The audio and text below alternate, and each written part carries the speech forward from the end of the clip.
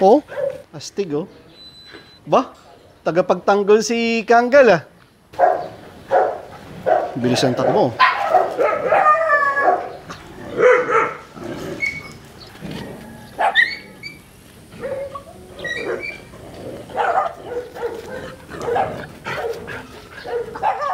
Isang magandang araw mga boss amo. Ang mga barakong aso ko ay umaaligid sa cage ni Turkey dahil si Turkey ay in heat. Hindi sila nag-aaway dahil si Turkey naman ay nakakulong.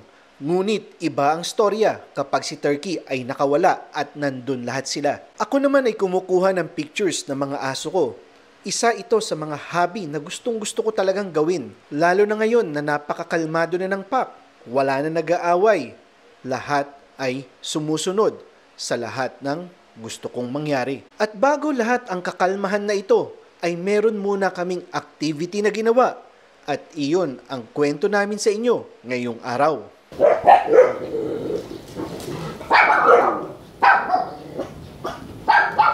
Ipinakilala namin ang pinakabagong miyembro ng pack sa Barako Pack.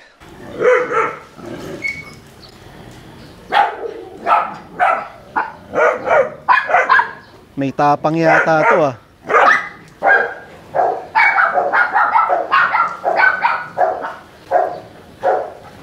Bilis ang takbo.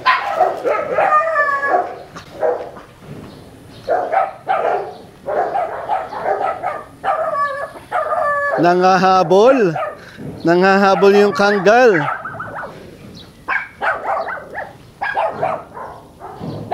Si Lakan ay magtatatlong buwan pa lang.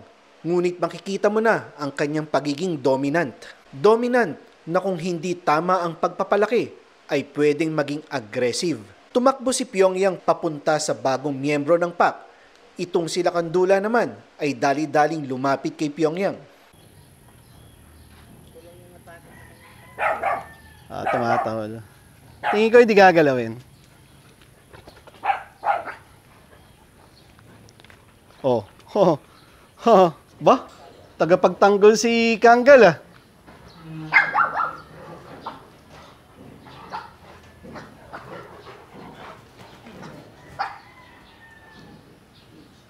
Tamo. Astig oh.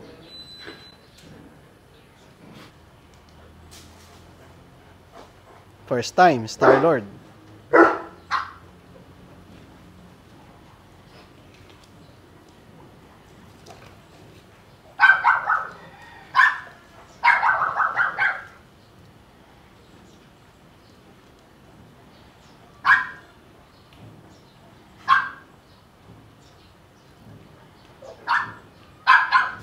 Si Lapu-Lapu ah.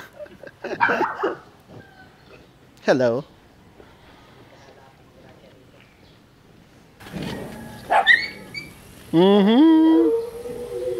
Wala naman eh.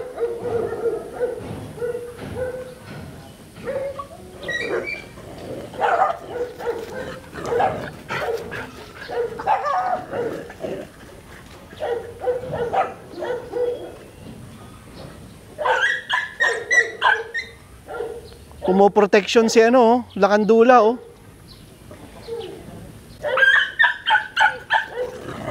Oh? Oh, astig no.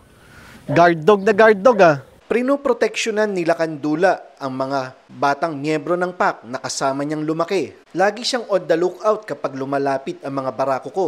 At ang binibigay niyang reaksyon sa mga lumalapit ay depende kung ano ang reaksyon na binibigay ng lumalapit.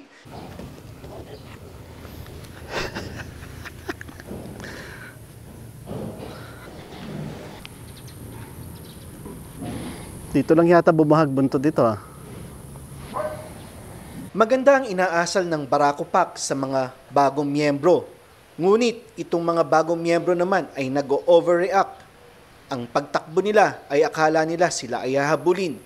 Kaya naman itong si Lakandula ay to the rescue sa kanila. Napakakalmado ng Barako Pack, ibang-iba sa female pack. Napakabilis nilang tanggapin ang mga bagong miyembro ng pack na ito at kahit yung iba ay nagtatago, makikita mo na kalmado pa rin sila. Buti na lang at sinimulan namin ng mas maaga ang meeting ritual na ito. Mas madali naming maayos ang takot na behavior ng ibang bagong miyembro At ang aggressive na behavior naman nila Kandula ay dahan-dahang bababa at kakalma. Bababa at kakalma ang ugali nila Kandula dahil sa totoo lang, wala naman dapat siyang ipangamba. Lahat naman kasi ng inugali ng Barako Pack ay wala namang aggression. At kitang-kita naman, lalo ng itong si Bullet na napakabugnutin. At tingnan nyo naman ang reaction niya kay Lakandula. Ang ibang miyembro naman ng Barako Pack ay naglalaro lang at hindi nila pinapansin ang mga bagong miyembro. Ito namang si Bullet ay aliw na aliw pa rin kay Diwata, kaya ito namang si Lakandula ay laging naka-lookout at sinisigurado niya kay Diwata na siya ay poprotektahan. Ang body language ni Lakandula ay parang ang body language namin kapag nagpapakilala kami ng mga bagong aso. Kapag masyadong excited ay binablock namin ang aso na yon. At kapag alam na namin na siya ay kumakalma, ay hahayaan na namin siyang umamoy.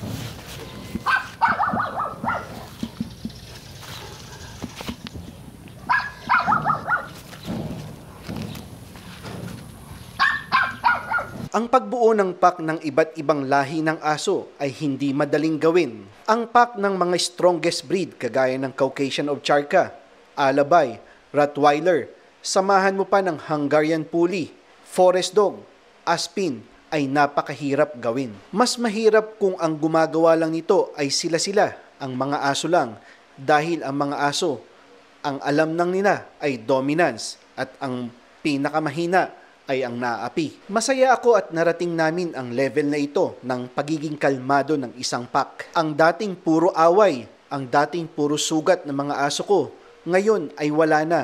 Ngayon silang lahat ay nagkakaisa. Napakahaba ng panahon ang ginugol namin upang marating namin ang estado na ito. Ang packwalk na walang disiplina ay isang packwalk lang. Ang paglalaro ng mga aso sa isang playground na walang disiplina ay tiyak na away lang. Lahat ng bagay ay kailangan ng disiplina. At sa kaalaman ng lahat ay ang disiplina ay hindi kailangang marahas. Sa mundo ng aso, lahat ay nakadepende sa pagiging kalmado mo. At kapag sinabi mong hindi, dapat ay hindi. Kaya itong si Lakandula ay lalaki ng tama dahil sa bata pa lang siya, dahil sa tuta pa lang siya.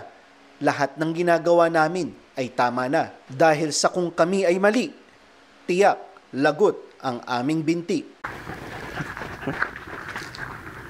Yun lang po sa ngayon at maraming salamat sa panunood.